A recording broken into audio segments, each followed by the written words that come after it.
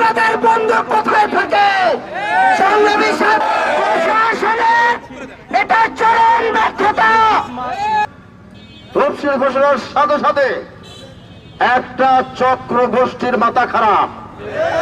তারা বুঝতে পেরেছে সুষ্ঠু নির্বাচন হলে তারা ক্ষমতায় যেতে পারবে না, যার জন্য নির্বাচনকে বানচাল করার জন্য তারা ষড়যন্ত্র শুরু করেছে।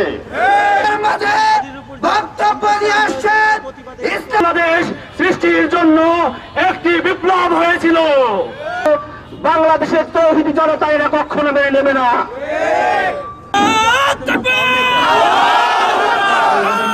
ইনকিলাব মঞ্চের আহ্বায়ক ওসমান হাদির